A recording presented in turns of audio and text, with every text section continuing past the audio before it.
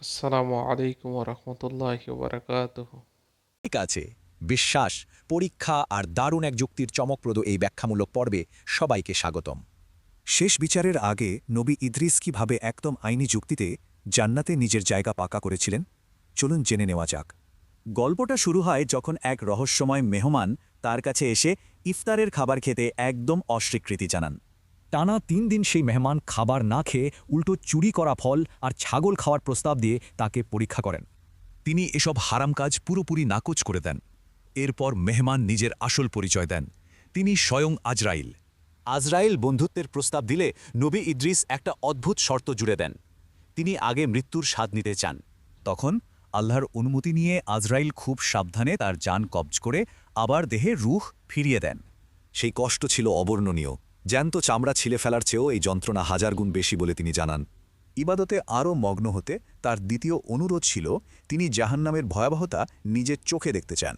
জাহান্নাম দেখে তিনি ভয়ে জ্ঞান হারান, এর চিরস্থায়ী শাস্তির কথা ভেবে অঝরে কাঁদতে থাকেন।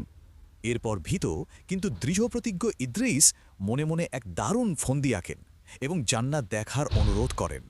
আজরাইল রাজি হয়ে তাকে জান্নাতের দরজায় নিয়ে যান, কিন্তু জুতো বাইরে রাখার শর্ত দেন।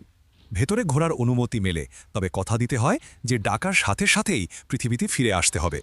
তিনি ভেতরে ঘোরেন, ওয়াদামতো একবার বাইরেও আসেন, কিন্তু পরক্ষণেই দৌড় দিয়ে আবার ভেতরে ঢুকে পড়েন। আসল বিষয়টা হলো তার যুক্তি, তিনি মৃত্যুর স্বাদ নিয়েছেন, জাহান্নাম দেখেছেন আর ওয়াদামতো বাইরেও এসেছেন। আর তার মোক্ষম ঐশী যুক্তিটি ছিল যে একবার জান্নাতে প্রবেশ করবে সে সেখানেই চিরস্থায়ী হবে। এমন অকাট্য যুক্তিতে আজরাইল হতবাক।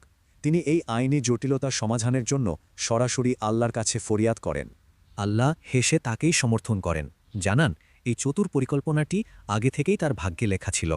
আল্লাহ তাকে জান্নাতে চিরস্থায়ীভাবে থাকার অনুমতি দেন, ফলে তাকে আর কখনোই পৃথিবীতে ফিরে আসতে হয়নি। তাহলে ভাবনার বিষয় হলো, ভাগ্য কি আমাদের বুদ্ধিকে নিয়ন্ত্রণ করে, নাকি আমাদের কাজগুলোই ভাগ্যকে পূর্ণ করে? সম্মানিত ভিউয়ার্সরা, আপনাদের যদি এই ভিডিওগুলো ভালো লাগে তাহলে আপনারা লাইক, ফলো, শেয়ার দিয়ে আমাদের পেজের সাথে থাকুন। দেখা হচ্ছে নেক্সট ভিডিও।